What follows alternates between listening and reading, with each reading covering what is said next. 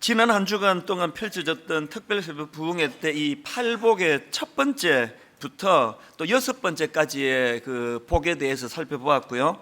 이제 오늘은 그 팔복 중에 일곱 번째 복입니다. 그 9절에 나와 있습니다. 화평하게 하는 자는 복이 있나니 그들이 하나님의 아들이라 일컬음을 받을 것이미요. 이 말씀에 대해서 살펴보려고 하는데요.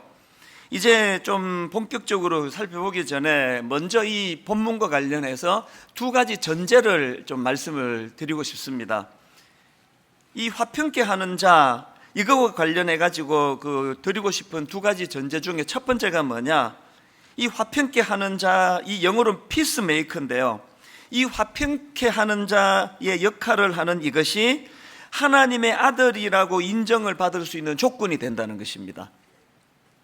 화평케 하는 자는 복이 있나니 그들이 하나님의 아들이라 일컬음을 받을 것이미요. 제가 이 말씀이 왜 제 마음에 이렇게 계속 그 의미 부여로 남아 있는가 하면은 오늘 시대적인 상황 때문입니다. 불행하게도 세상 사람들은 우리가 하나님의 자녀라는 사실을 인정하지 않습니다. 목사를 인정하지 않고 크리스찬을 인정하지 않고 우리의 존재에 대해서 인정을 하지 않습니다. 여러분, 우리가 세상 사람들에게 하나님의 자녀라는 사실을 인정받는 게 왜 중요합니까? 그래야 우리가 복음을 전할 수 있기 때문 아닙니까? 전하는 우리가 인정을 받아야 그 전하는 복음을 수용할 텐데, 불행하게도 지금 세상 사람들은 우리가 하나님의 자녀라는 사실을 인정하지 않습니다. 이런 상황이다 보니까 여기에 그 화평케 하는 자는 복이 있나니 그들이 하나님의 아들이라 일컬음을 받을 것이미요. 여기 보니까 이 하나님의 아들이라고 일컬음을 받는, 인정을 받을 수 있는 비결이 나와 있는 거 아닙니까? 교회 용어 사전으로 이 화평케 하는 자, 이거에 대한 설명을 찾아봤더니 이렇게 설명합니다. 화평하게 하는 자는 미움이 있는 곳에 평화를 조성하고 분열이 있는 곳에 화해와 일치를 추구하는 자를 말한다. 그러면 여러분, 우리가 지금 우리들의 잘못으로 우리들의 불신임 당할 수 있는 짓을 많이 저질렀습니다. 특히 저희 같은 목회자들이. 그래서 이 세상 사람들에게 신뢰를 못 받고 있는데, 우리가 제대로 예수 믿는 사람이라고 하는, 우리가 제대로 하나님의 아들이요 딸이라는 사실을 인정받기 위해서는 이 교회 용어 사전이 시키는 대로 하면 되는 거예요. 미움이 있는 곳에 평화를 조성하는 일을 하고 분열이 있는 곳에 화해와 일치를 추구하는 그 일을 행하면 되는 겁니다. 안 믿는 집에 시집간 어떤 며느리가 계시면 이런 평가를 반드시 받아내는 걸 목표로 하세요. 그 우리 며느리가 들어오고 뭐 다른 건 모르겠는데 이상하게 그 평화가 좀 이루어진 것 같다고, 그 분쟁이 좀 없어진 것 같다고. 저 며느리가 참 말을 이쁘게 이렇게 해가지고 마음이 상한 사람을 잘 회복시켜주는 일을 하는데, 이거 교회 다니는 며느리 얻는 게 이게 이런 또 좋은 점이 있네. 이런 걸 얻어내는 걸 여러분의 목표로 삼으시면 안 믿는 시댁에서 여러분이 하나님의 자녀라는 사실을 인정해 줄 것이에요. 목사인 제가 세상 사람들에게 우리 옆집에 사는 사람, 앞집에 사는 사람, 이 목사가 뭔가 좀 다른 애 보니까 저 목사 만나고 나면은 그 마음에 부대끼는 게 좀 없어지고, 그리고 자꾸 용서하고 싶은 마음이 생기고, 이런 일을 만들어내 주면은 제가 목사라고 하는 걸 세상 사람들이 인정해 줄 거라고 생각합니다. 그래서 이 화평케 하는 자라고 하는 이 정의를 잘 기억하고 이걸 실천하려고 애를 쓰셔야 되고요. 그런가 하면은 두 번째 전제가 있습니다. 이런 질문으로 저는 전제를 대신하고 싶은데요. 왜 화평케 하는 자가 하나님의 자녀라 일컬음을 받게 되느냐? 이 질문이에요. 왜 이 팔복의 여러 다른 항목에는 이런 말씀을 안 쓰시는데 왜 화평케 하는 사람에게는 하나님의 아들이라 일컬음을 받는 그런 특권을 누린다는 말씀을 여기다 넣으셨을까요? 대답 간단합니다. 아들은요, 원래 아버지를 닮게 돼 있는 거거든요. 노력 안 해도 저절로 아버지를 닮게 되는 게 그 딸 아닙니까? 그런데 우리 하나님 아버지 어떤 분이십니까? 고린도전서 14장 33절, 하나님은 무질서의 하나님이 아니요 오직 화평의 하나님이시니라. 우리 아버지가 화평의 하나님이시래요. 그리고 또 골로새서 1장 20절, 그의 십자가의 피로 화평을 이루사. 목걸이 하고 다니실 때 의미를 아셔야 돼요. 이 목걸이는 이 화평을 이루는 도구라는 거예요. 그럼 목걸이를 하고 모임에 가시면 반드시 그 모임에서 여러분이 피스메이커가 되셔야 돼요. 왜 화평케 하는 자가 하나님의 자녀라는 일컬음을 얻게 되느냐고요? 그 아버지가 이 땅에 화평을 심어 주시려고 예수 그리스도를 보내시고, 그리고 또 화평케 하게 될 때에 그 하나님을 닮았다는 소리를 듣기 때문에 우리 모두가 다 화평케 하는 자들이 하나님의 자녀의 일컬음을 받을 수 있다. 사실 이게 말은 쉬운데요, 이런 사명을 구현하고 사는 것 진짜 어렵습니다. 이 시대가 너무 혼란스럽고 이 시대가 너무나 지금 불화의 시대 아닙니까? 우리나라를 생각하면 진짜 기도가 저절로 나와요. 점점 이제 불화가 지금 심해져 가고 반목이 깊어지고 그 과정에서 분노가 지금 쌓여가고 있는 이런 상황이기 때문에 정말 우리가 몸부림치지 않으면 우리가 피스메이커가 되기는커녕 우리 자신이 울분과 분노에 휩싸이는 인생이 되기 쉬울 거라는 겁니다. 예수님 당시에 그렇게 이 땅에 평화를 심으러 오신 예수님을 집요하게 공략하고 괴롭히는 그 포인트가 뭔지를 한번 보십시오. 마태복음 16장 1절을 보십시오. 바리새인과 사두개인들이 와서 예수를 시험하여 하늘로부터 오는 표적 보이기를 청하니, 여기 나와 있는 예수를 시험하여라는 이 표현이 지금 예수께 싸움 걸러 왔다는 걸 지금 표현하는 거 아닙니까? 정말 진리를 알고 싶어 질문하는 게 아니에요.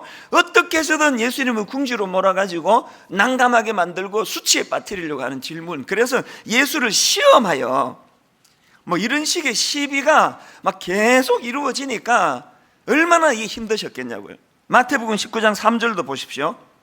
바리새인들이 예수께 나와 그를 시험하여 이르되 사람이 어떤 이유가 있으면 그 아내를 버리는 것이 옳으니까. 가정에 대한 궁금함으로 묻는 거 아니에요. 이렇게 대답하시면 저렇게 궁지로 몰고, 저렇게 대답하시면 이렇게 궁지로 몰려는 의도를 가지고 던지는 못된 질문이거든요. 마태복음 22장 35절도 똑같습니다. 그 중에 한 율법사가 예수를 시험하여 묻되, 선생님, 율법 중에서 어느 계명이 크니까? 그 율법에 대해서 궁금해서 묻는 게 아니에요. 제가 목회를 해보니까요, 홈페이지에 질문이 많이 올라오거든요. 딱 두 종류예요. 진짜 궁금해서 질문하는 사람이 있고요, 어떻게 해서든 베베 꼬아가지고 저로 하여금 난감하게 만들려고 질문을 올리는 분위기. 딱 읽어보면 알아요.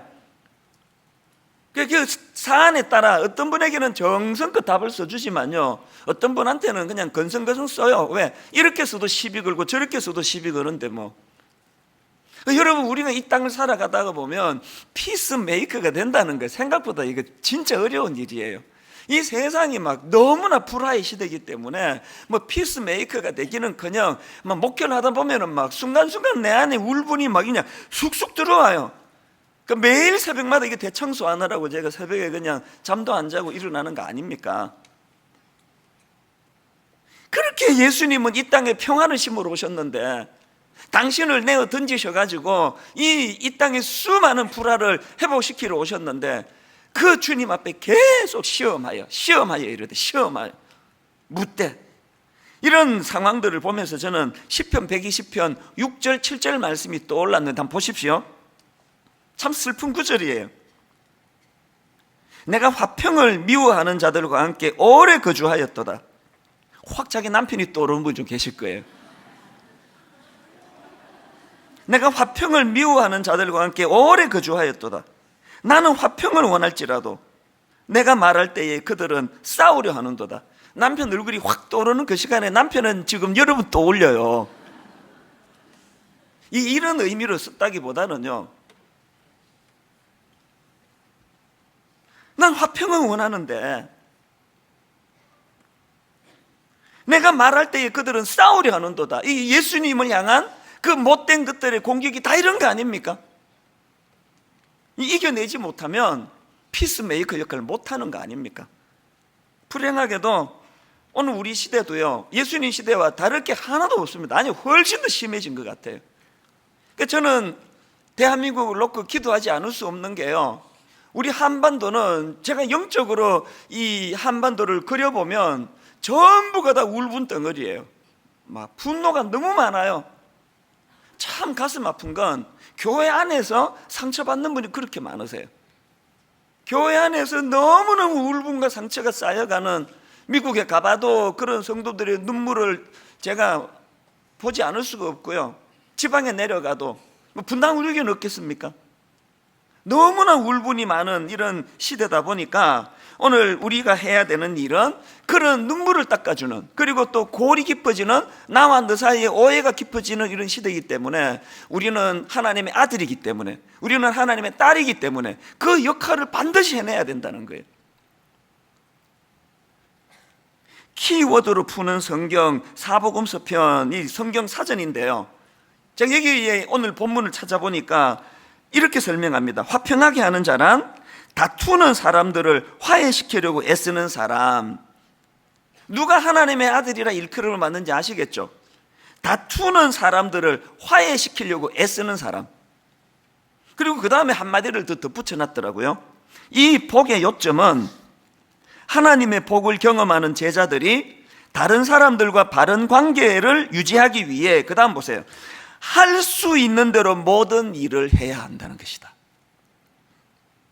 구원받은 그리스도인들은요, 다른 사람과의 바른 관계를 유지하기 위하여 내가 할 수 있는 모든 걸 다 동원해서 내가 할 수 있는 모든 일을 해야 돼.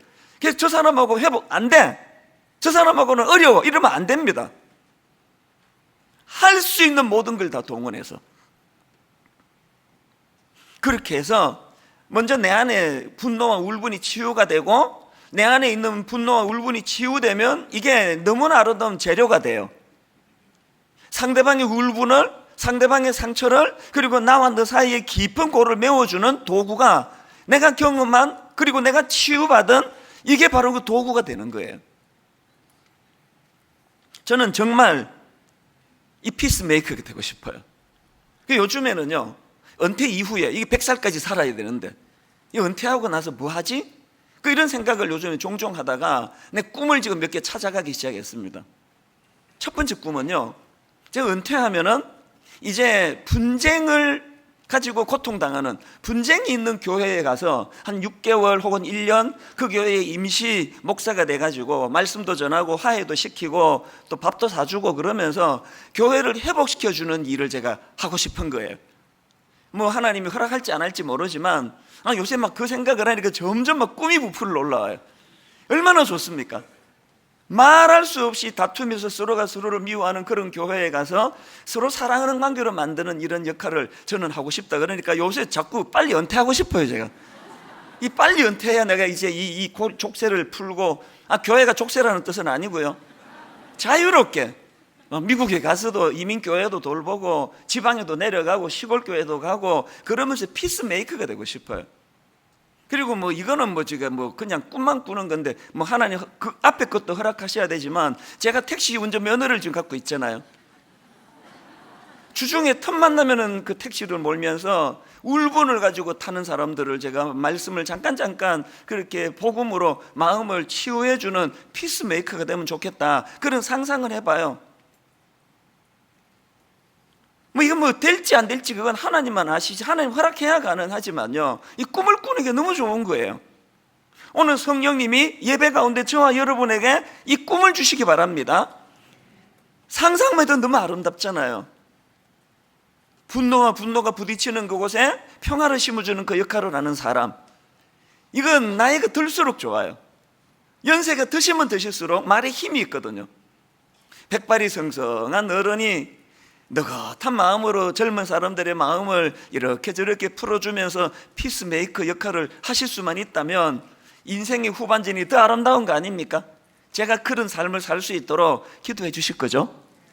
저는 우리 성도님들이 그런 삶을 살기를 기도하고 있습니다.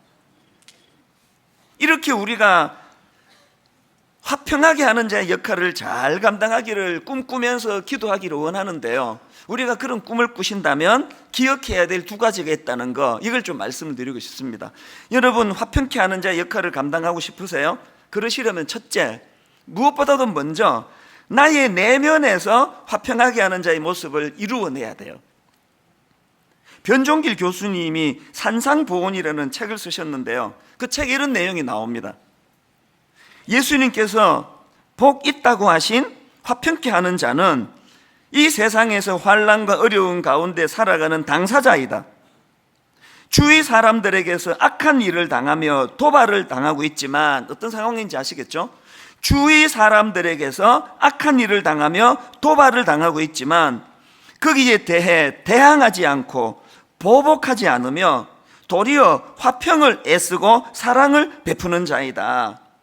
이게 한마디로 말하면 내 내면에서 화평하게 하는 자의 모습을 이루려고 몸부림치는 모습 아닙니까? 외부에서 음모를 가지고 어떤 악한 의도를 가지고 저를 그냥 상처로 만들려고 공격을 해올 때 내 안에 두 마음이 이제 막 싸우거든요. 바로 응징하고 더 나쁘게, 더 악하게, 더 못된 안갚음을 해주고 말겠다라는 이 생각이 내 안에 불끈불끈 일어나고요. 그런가 하면은 성령의 소욕을 따라 그러면 안 돼. 저는 그 용서와 관련해서 옛날에 제가 들었던 그런 종종 생각하는 명언이 하나 있는데, 용서는요, 군홧발에 짓밟힌 제비꽃이 그 사람에게 풍겨주는 향기이다. 감동이 별로 없네. 이상하네. 이 용서는요, 군홧발에 짓밟힌 제비꽃이 그 짓밟은 군홧발의 주인, 그 군인에게 풍겨주는 향기래요. 그 존재가 향기이기 때문에.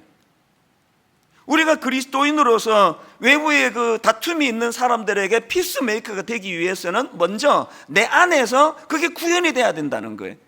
날 괴롭히는 사람, 말도 안 되는 새빨간 그런 가짜 뉴스를 만들어 가지고 막 페이스북에 올리고 막 이거 동영상을 만들어 가지고 유튜브에 올리면 내 안에서 분노가 일어나요.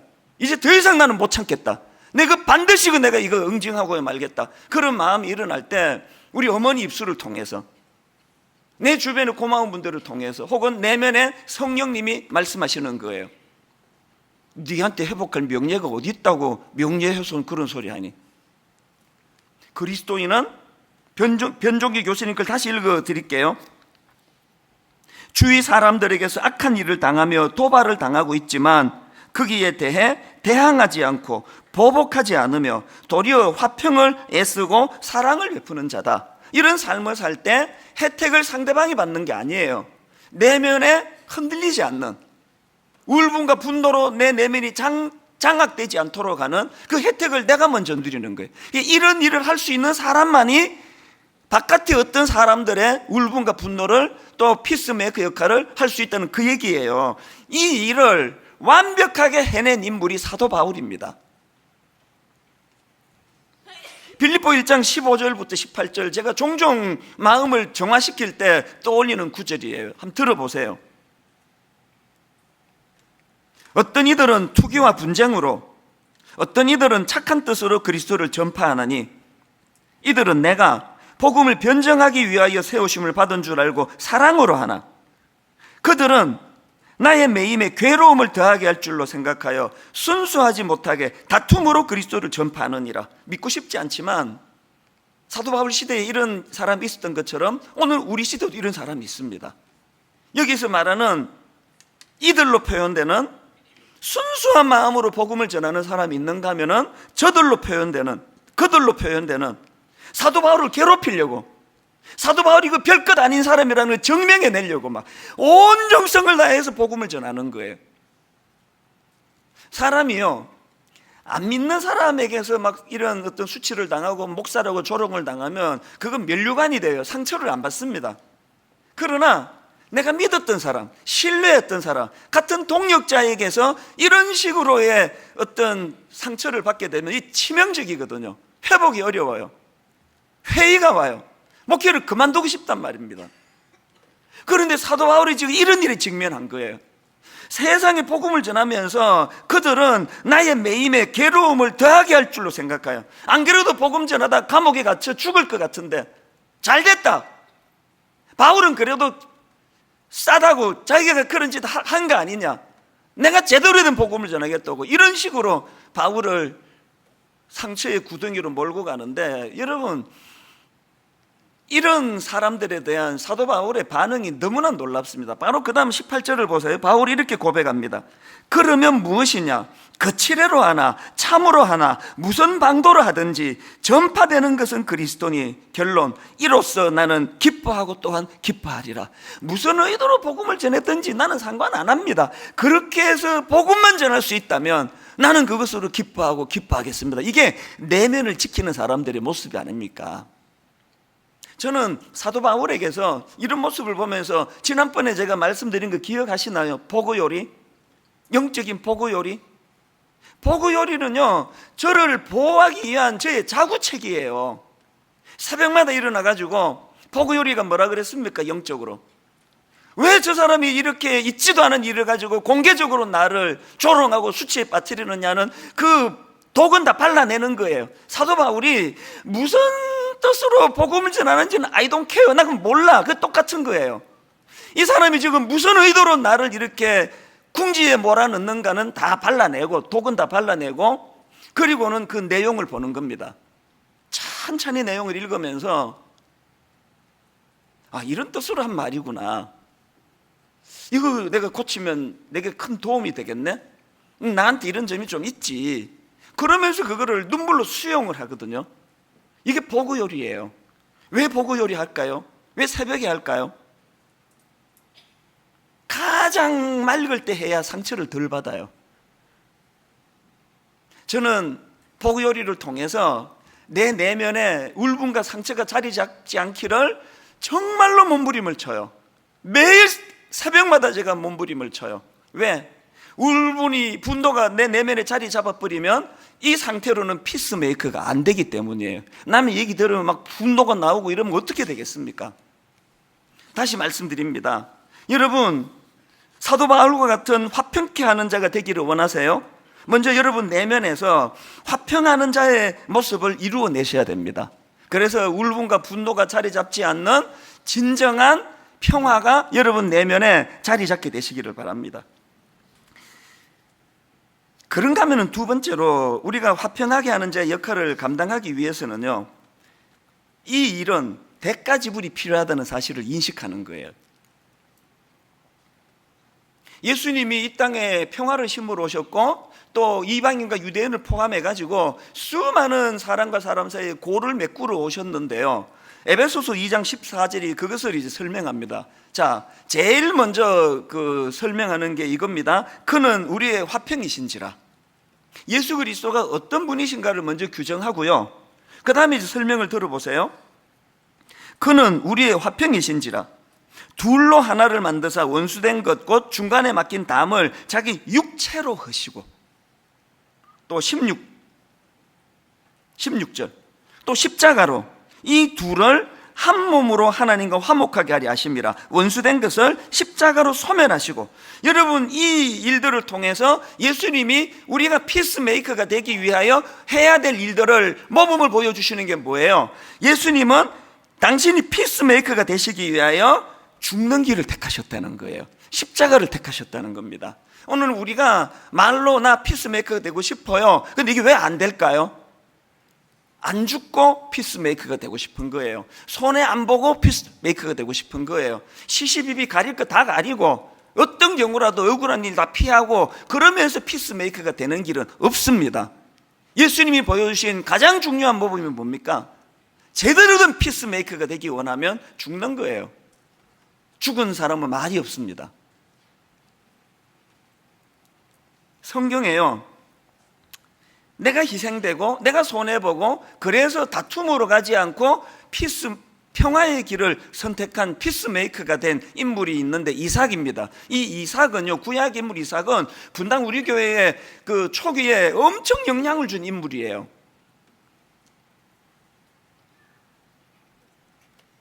이삭의 어떤 모습이 분당 우리 교회에 서며 있는가 제가 설명을 드리겠는데, 먼저 창세기 26장 12절부터 한번 보십시오. 이삭이 그 땅에서 농사하여 그 해에 100배나 얻었고 여호와께서 복을 주심으로 그 사람이 창대하고 왕성하여 마침내 거부가 되어 양과 소가 떼를 이루고 종이 심이 많음으로 블레셋 사람이 그를 시기하여 그 아버지 아브라함 때에 그 아버지의 종들이 판 모든 우물을 막고 흙으로 메웠더라. 아비멜렉이 이삭에게 이르되 네가 우리보다 크게 강성한 자 우리를 떠나라. 이게 어떤 상황인가 하면은 하나님 은혜로 이삭이 막 엄청난 부를 이룬 겁니다. 큰 축복을 받았는데요, 이삭이 이렇게 큰 부를 이루니까 함께 살던 블레셋 사람들이 시기한 겁니다. 그 우물을 흙으로 막아버리는 겁니다.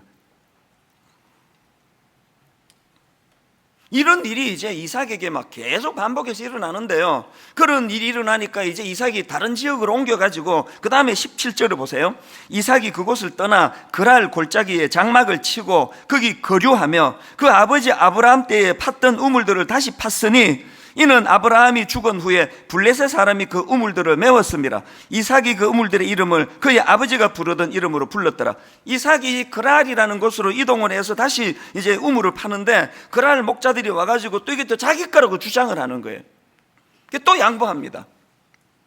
그 다음에 21절 또 다른 우물을 팠더니 그들이 또 다툼으로 그 이름은 신나라 하였으며 이삭이 거기서 옮겨 다른 우물을 팠더니 그들이 다투지 아니하였으므로 그 이름을 르호봇이라 하여 이르되 이제는 여호와께서 우리를 위하여 넓게 하셨으니 이 땅에서 우리가 번성하리로다 하였더라.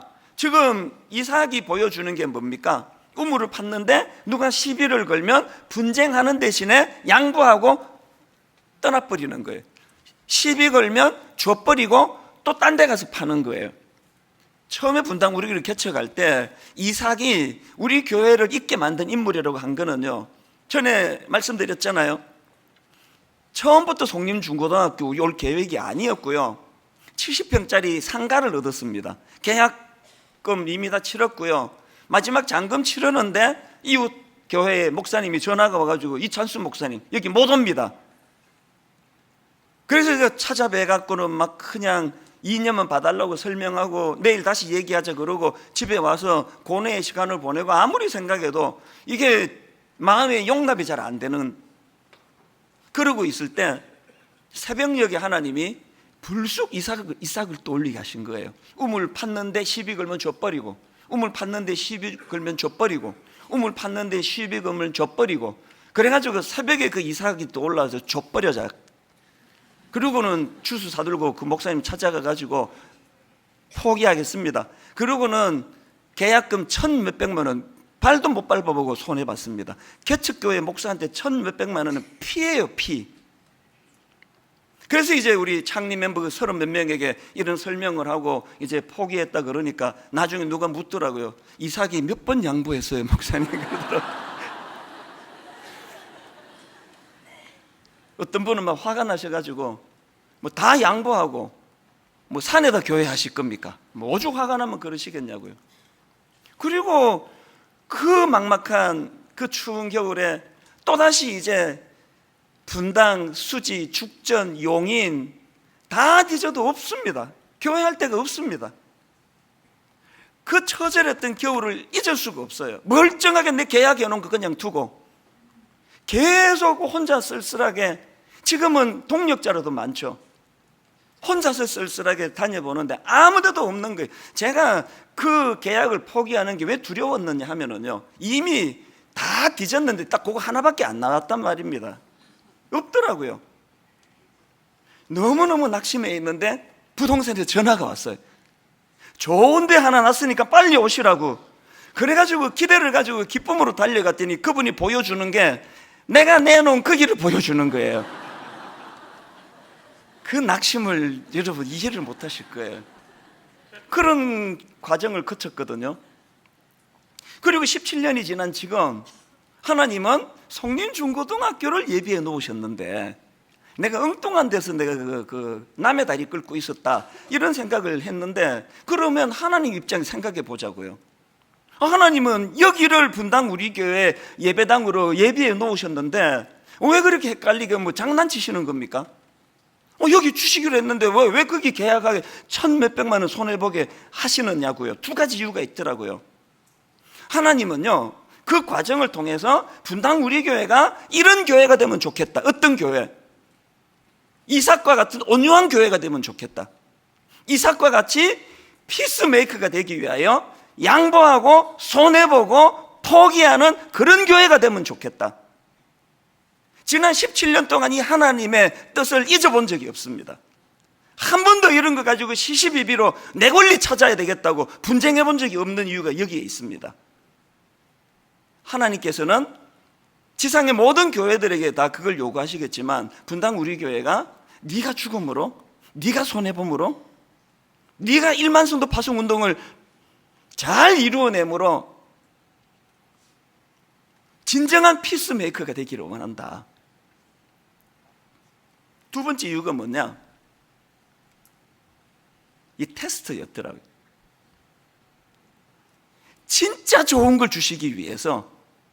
제가 그때 막 그냥 내 혈기가 나와가지고 자본주의 국가에 내 돈 주고 내가 계약했는데 당신이 뭔데 이런 이야기 하느냐? 당신은 그러면 분당에 아무 교회가 없는데 처음으로 여기 왔느냐? 다 있는데 들어온 거 아니냐? 나 양보 못한다. 배 째라. 그러면서 내가 그 길을 내가 계속 이제 지금도 그게 유지하고 있다면 오늘의 분당 우리 교회는 없는 거 아닙니까? 송림중고등학교 강당은 이건 뭐 있는지 없는지 제가 어떻게 알겠냐고요. 기억하십시오. 손해본 것 같은데, 양보한 것 같은데, 내가 상처받은 것 같은데. 지난주 말씀드렸잖아요. 우리가 가는 길은 세상과 다르게 가는, 다른 사람들이 가는 그 길이 아니라 다른 길을 걸어가는 게 우리고, 두 번째가 뭐라 그랬습니까? 그 일들을 통해서 내가 행복을 누리게 하는, 맛보는 이거. 이게 내 손해본 것 같은데, 내 억울한데. 이게 사실은 진짜 복을 주시려는 하나님의 신령하고 신비로운 뜻인 줄 믿으시기를 바랍니다. 아브라함도 마찬가지예요. 아브라함의 가축을 돌보는 아브라함 수하에 있던 목자들하고 조카 롯의 가축을 돌보는 목자들하고 다툼이 일어난 거예요. 뭐 이해관계 때문 아니겠습니까? 이 애들 싸움이 어른 싸움 된다고요. 이제 막 이쪽 목자 저쪽 목자가 싸울 때 이제 그 조카 롯하고 아브라함이 이제 이게 다툼이 생길 확률이 지금 엄청 높은데 그 위기를 어떻게 피해 갔습니까? 아브라함이 취하는 조치가 너무 감동이에요. 창세기 13장 8절을 보십시오. 아브라함이 롯에게 이르되 우리는 한 친족이라 나나 너나 내 목자나 너의 목자나 서로 다투게 하지 말자. 아브라함의 우선순위는 이거예요. 내가 더 이득을 많이 취하는 게 우선순위 아니고 서로 다투게 하지 말자. 이게 우선순위예요. 그랬더니 그가 취한 결정이 바로 그 다음 9절입니다. 네 앞에 온 땅이 있지 아니하냐? 나를 떠나가라. 네가 좌하면 나는 우하고 네가 우하면 나는 좌하리라. 만약에 아브라함이 우리 서로 다투게 하지 말자 이 큰 전제를 가지고 내가 삼촌 아니냐? 니네 아래 사람 아니니? 내가 우할 테니까 니 좌해. 이래 갖고는 평화가 없습니다. 희생이에요. 주님처럼 죽는 거예요. 양보하는 거예요. 그랬더니 결과 다 아시죠? 롯은 망했고 아브라함은 말로 다 할 수 없는 하나님의 형통의 복을 누리게 된 줄 믿습니다. 결론을 맺으면서요, 여러분 이 두 가지를 기억하셔야 됩니다. 너무나 분열이 많고 너무나 다툼이 많은 이 시대에 오늘 하나님은 믿는 우리가 피스메이커가 되기를 원하세요. 그래서 그 일을 이루기 위하여 먼저 내 내면이 하나님의 샬롬, 내 내면이 울분과 분노가 없는 그 평안의 길로 나아가기를 원하시고요. 그런가 하면은 그 피스메이커가 되기 위해서 내가 치루어야 될 대가 지불이 있다. 그 일을 위하여 주님이 내가 죽었노라. 거기다 한 가지 더 기억하셔야 될 거. 로마서 5장 1절. 그러므로 우리가 믿음으로 의롭다 하심을 받았으니 우리 주 예수 그리스도로 말미암아 하나님과 화평을 누리자. 하나님과의 화평이 없는 사람이 피스메이커 될 수가 없습니다. 매일매일의 삶이 하나님과의 화평, 그분과의 화평을 누리는 그리스도인들이 되시기를 바랍니다. 어제 저녁인데요, 이게 오늘 아침으로 감동이 이어지고 지금까지 쭉 이어지는데 찬송가 하나를 주셨어요. 내 맘에 한 노래 있어 나 즐겁게 늘 부르네. 이 노래를 부를 때에 평화 임하도다. 그 다음 후렴이요, 이 모든 설교를 다 어우르는 한마디예요. 평화, 평화, 하나님 주신 선물. 여러분, 이 평화는요, 내가 노력해서 만들어지는 거 아닙니다. 하나님 선물이에요. 하나님 주시는 거예요. 여러분, 여러분에게 이 평화가 있습니까? 여러분 내면이 왜 울분과 분노로 가득 차게 만드셨어요? 여러분, 다시 내 안에 이 평화가 회복되기 위해서는요, 내가 막 노력하고 애쓰고 그래서 생기는 게 아니고요, 하나님 주신 이 평화 작동되는 거 방해만 안 하시면 돼요. 방해만 안 하시면 돼요. 방해만 안 하시면 돼요. 여러분의 평안을 지금 빼앗아 가고 있는 게 뭔지 점검해 보세요. 여러분, 평안은 하나님이 주시는 거고요, 놀라운 것, 이미 그 평화를 예수 믿는 우리에게 주셨습니다. 작동이 안 되게 하는 거. 다시 평화가 회복되기 위하여 어떻게 해야 된다고요? 방해만 안 하면 돼. 방해만 하지 마세요. 그 방해 안 하려고 제가 새벽에 이를 악물고 그 보고 요리하는 거 아닙니까? 누구를 미워하고 누구에게 분노를 느끼고 더 비열한 방법으로 더 옹졸하게 내가 이거 대갚아야 되겠다는 끊임없이 용솟음치는 내 마음의 이 욕구를 방치하면 하나님의 평화가 작동되는 걸 방해하기 때문에 이를 악물고 용서하는 거 아닙니까? 이를 악물고 맞상대하지 않는 거 아닙니까? 이를 악물고 새벽마다 내가 보고요리를 통해서 하나님, 그도 주님께서 복 내려주시는 하나님의 사람 되기를 원합니다. 그렇게 마음에도 없는 복을 새벽마다 빌어드릴 수밖에 없는 건 그래야 내 마음에 하나님 주신 평화가 작동이 되기 때문입니다. 오늘 이 찬양을 같이 부르시는 동안에 성령님께서 여러분 안에 멈춰서 있는 하나님 주신 평화, 이것이 다시 작동되는 게 어떤 것인지인가를 맛보는 시간 되시기를 바랍니다. 우리 같이 이 찬양 불러보기 원합니다. 내 마음에 한 노래 있어.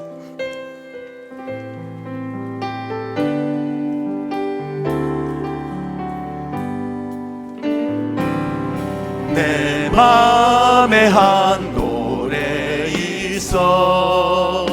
나 즐겁게 늘 부르네. 이 노래를 부를 때에 큰 평화 임하도다. 여러분 내면에 이 하나님의 축복, 이 평화가 작동되기 원합니다. 평화,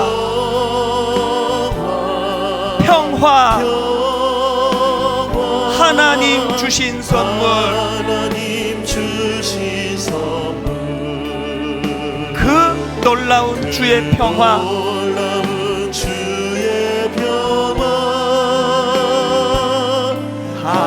하나님 선물이 주 십자가 지심으로, 주 십자가 지심으로 날 구원해 주셨으며. 여러분 그 다음 가사를 주목하십시오. 주 예수님 고난받아 나 평화 누리도다. 내 안에 평화는 내가 만드는 거 아닙니다. 평화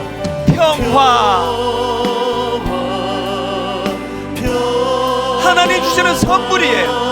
하나님 주신 선물, 그 놀라운 주의 평화,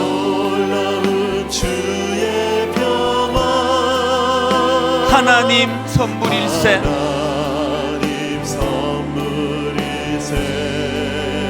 여러 번 제가 말씀을 드렸는데요, 여러분 예배는 이론을 쌓는 시간 아닙니다. 철학 강의도 아니고요, 논리를 세우는 시간 아닙니다. 예배는 사건이에요. 여러분 무슨 이유로 멈춰버린 내 안의 이 평화, 울분이 그 자리를 대신하고 있는, 그래서 마음에 분노와 울분이 많은 성도님이 예배 가운데 성령님의 어루만 주심을 경험하고 찬양 가운데 이 멈춰진 하나님 선물로 주신 이 평화가 내 안에서 다시 작동되기 시작하는 걸 경험하는 사건, 이게 예배예요. 이 사건을 경험하셔야 돼요. 이 사건으로 내 내면이 치유되고 회복이 되어야 내가 피스메이커가 될 수 있습니다. 얼마나 멋집니까? 제 꿈이 은퇴하고 분쟁으로 회복이 어려운 교회를 다니면서 하나 되게 하고 치유하고 눈물 닦아주는 이런 일을 내가 하고 싶다. 하나님 이 일을 허락해 주시기 원합니다.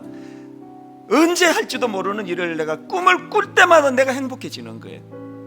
오늘 여러분, 이 피스메이커하는 너무너무 울분이 많은 이 시대에 하나님이 내게 이 피스메이커 역할을 맡겨주시기 원하시는데, 먼저 내 안에 작동된 멈추어 있는 하나님 선물로 주신 이 평화가 다시 작동되기를 원합니다. 이 사건을 오늘 이 예배 이 시간 이 순간 이것을 경험하기 원합니다. 이런 사모하는 마음으로 우리 다시 한번 이 찬양 부를 동안에 여러분 내면의 어두운 먹구름이 다 거두어지고 여러분 내면에 멈추었었던 평화가 작동이 될 때 마음에 다시 용기가 생기고 치유가 일어나고 나도 이제 피스메이커 될 수 있겠다, 이런 마음의 놀라운 은혜를 경험하는 사건을 이 찬양 가운데 누리게 되시기를 바랍니다. 우리 후렴부터 한번 이렇게 노래합니다. 평화, 평화, 평화, 평화. 하나님 주신 선물, 하나님 주신 선물. 그 놀라운 주의 평화, 놀라운 주의 평화. 하나님 선물일세. 하나님 선물일세. 내 마음에 한 노래 있어. 내 마음에 한 노래 있어. 여러분 없으면 상상해도 즐겁습니다. 나 즐겁게 널 부르네. 이 노래를 부를 때에 큰 평화 임하도다. 내 영혼이 기뻐 이렇게 노래하기 원합니다. 평화, 평화, 하나님 주신 선물, 그 놀라운 주의 평화,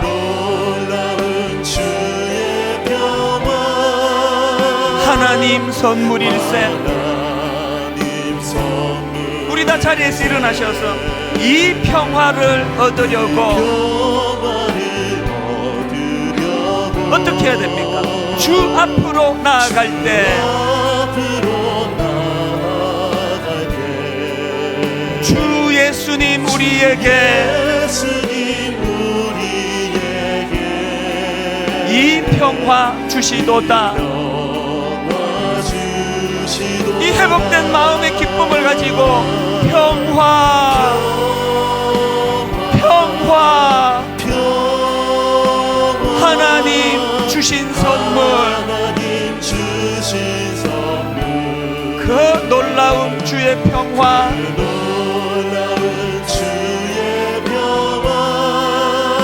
하나님 선물일세. 마지막으로 한 번 더 선포합니다. 이 평화를 얻으려고 어디로 나아가야 됩니까? 주 앞으로 나아갈 때 주 예수님 우리에게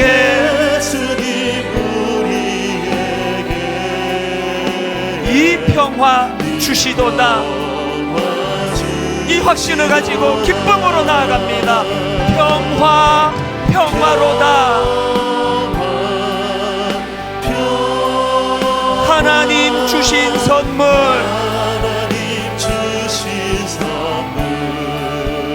그 놀라운 주의 평화, 하나님 선물일세. 여러분 이거 아시고 기도하셔야 됩니다. 아브라함이 그렇게 양보해서 그렇게 좋은 결과가 일어났다, 이거 아니에요. 하나님의 사람은 그렇게 결정할 수밖에 없고 하나님이 그런 자에게 이미 주시기로 한 축복을 그가 받아 누렸을 뿐이에요. 우리는 다르게 결정하는 사람입니다. 우리는 다르게 선택하는 사람입니다. 우리는 눈에 좋은 것 선택하는 사람 아닙니다. 그게 아브라함입니다. 우리 두 가지로 기도할 텐데, 하나님, 정말 설교를 들으면 내게 이 소망이 생깁니다. 피스메이커가 되기 원합니다. 우리 가정에 내가 죽어, 내가 희생해, 우리 가정 살릴 수 있다면 그렇게 하겠습니다. 한국교회에 우리가 죽어 한국교회 살아날 수 있다면 주님, 내 피스메이커 되기 원합니다. 결단의 기도를 드리시고요. 그런가 하면 하나님, 그 역할을 감당하기 위하여 내 안의 울분과 상처가 치유되기를 원합니다. 내 안의 울분과 상처가 이 스타가 되기를 원하는데, 주님, 이것들이 재료가 되어 피스메이커 되는 도구가 되게 하여 주시옵소서. 우리 통성으로 같이 기도하시겠습니다. 살아계신 하나님 아버지, 오늘 예배 가운데 진정 하나님의 아들이 되는, 하나님의 자녀가 되는 놀라운 하나님 비결을 알려주시니 감사합니다. 어두운 이 시대에 피스메이커가 되는 것, 하나님 아버지, 주님 앞에 화평을 만들어내는 주님의 사람 되기 원합니다. 내 아버지 하나님이 평화의 왕이신데, 내 아버지 하나님이 화해시키는 놀라운 왕이신데, 자녀인 우리가 어떻게 그 하나님 아버지 닮지 않겠습니까? 그 하나님의 평강을, 그 하나님의 피스메이커 되심을 닮아가는 주님의 아들, 딸 되게 하여 주시옵소서. 평화, 내가 만들어내는 평화가 아니라 하나님이 주셔야만 누릴 수 있는 평화. 이미 내 안에 하나님의 선물 평화가 자리 잡고 있는데, 아버지, 하나님의 선물 평화가 주님의 영광을 위하여 작동이 되도록 은혜 내려주시기를 원합니다. 아버지 함께 하시고 인도하여 주시옵소서.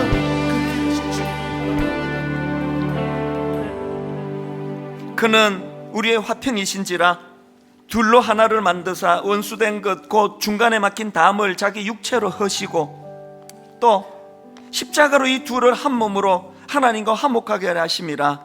원수된 것을 십자가로 소멸하시고, 하나님, 지금도 세상 사람들이 가지 않는 그 길, 가정의 평안을 위하여, 가정의 회복을 위하여 죽는 길을 택하며 오래 인내하고 참으며 그 길을 걸어가는 수많은 믿음의 형제자매들이 이곳에 모였습니다. 때로는 회의가 오고, 왜 맨날 나만 손해를 봐야 되느냐고 하나님을 향하여 참 신음소리를 토해낼 때도 있지만, 그러나 우리는 세상 사람들과 다른 길을 걸어가는 자들이고, 그 다른 길을 걸어갈 때 주시는 하나님의 평강을 받아 누리는 자들이라면 진정한 행복에 여기에 있음을 예배 가운데 성령님 말씀하여 주시니 감사합니다. 네가 걸어가는 길이 오라, 네가 걸어가는 길이 그게 맞는 길이야.